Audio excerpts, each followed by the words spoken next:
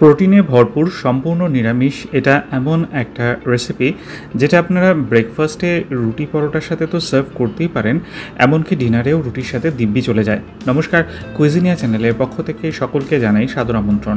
আমাদের সবার channel কুইজিনিয়াকে subscribe করে পাশে থাকা বেল বাটন আর অল আইকন প্রেস করে রাখলেই সব নতুন ভিডিও নোটিফিকেশান আপলোড হওয়া মাত্র পৌঁছে যাবে আপনাদের কাছে। আজকে আমি নিয়ে এসেছি দুর্দান্ত একটা সম্পূর্ণ নিরামিষ রেসিপি, যেটা ব্রেকফাস্ট অথবা ডিনারের জন্য একদম অ্যাপ্রোপ্রিয়েট।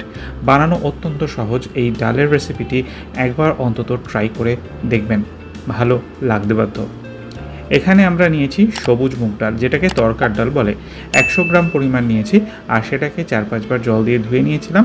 তারপর এটাকে আমরা ওভারনাইট সোক করে রেখেছিলাম। সকালবেলা এই ডালটাকে জল থেকে ঝেড়ে আমরা এটা দিয়ে দিলাম একটা কড়াইয়ের মধ্যে। সম্পূর্ণ ডালটা দিয়ে দেওয়ার পর এখানে আমরা দিয়ে দিচ্ছি পরিমাণ মতো জল।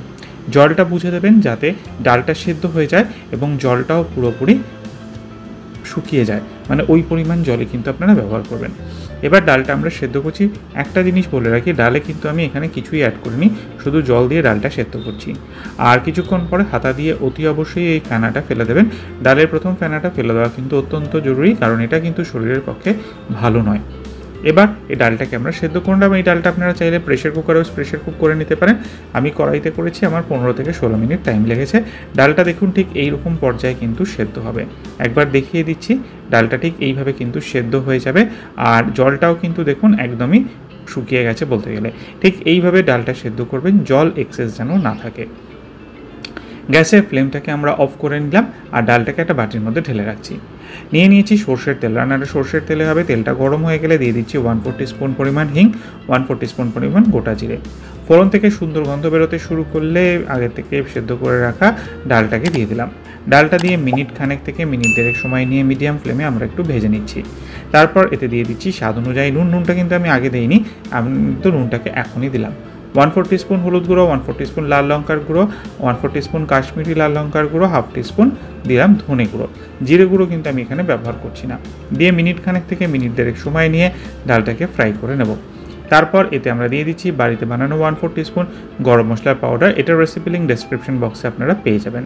ভালো করে নেড়ে চেড়ে মিশিয়ে নিয়ে আবারও একটু জল দিয়ে দিলাম, যাতে আমি ভালো মতো মশলাটা এই ডালের সাথে মিলেমিশে যায়। মিক্স করে নিলাম, আর ডালটাকে এবার আমরা কুক করব।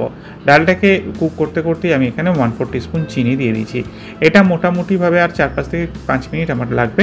তার মাঝখানে 1 টিস্পুন আমচুর পাউডার দিয়ে দিয়েছি, আর 1 টিস্পুন দিয়ে দিয়েছি কসুরি মেথি হাতে ক্রাশ করে। এবার এটা কিন্তু একদম শুকিয়ে গেছে, এটা কিন্তু একদম ড্রাই হবে। আর এবার খুন্তির সাহায্যে আমরা ডালটাকে একটু ঘেঁটে দেবো, যাতে ডালটা সুন্দরভাবে ঘেঁটে যায়। ঠিক এরকমভাবে ঘেঁটে দিয়ে গ্যাসের ফ্লেমটা অফ করে দিলাম। তৈরি হয়ে গেল এই দুর্দান্ত স্বাদের ডালের রেসিপিটি, যেটি আপনারা রুটি পরোটা যে কোনো কিছুর সাথে সার্ভ করতে পারেন ব্রেকফাস্ট অথবা ডিনারে। বাড়িতে অতি অবশ্যই ট্রাই করে খেয়ে জানাবেন কেমন লাগলো। ভালো লাগলে লাইক শেয়ার করতে ভুলবেন না যেন। যারা এখনও চ্যানেল কুইজিনিয়াকে সাবস্ক্রাইব করেননি, অনুরোধ করবো চ্যানেলটাকে সাবস্ক্রাইব করে পরিবারের সদস্য হয়ে যাওয়ার জন্য। লাইফ ইজ প্রেশাস, গল্পের শিখালে কাল চ্যানেল দুটিকে সাবস্ক্রাইব করতে আজকের ভিডিও ডেসক্রিপশন বক্সের লিঙ্কটা প্লিজ চেক করে নেবেন। সবাই ভালো থাকবেন, সুস্থ থাকবেন। নমস্কার।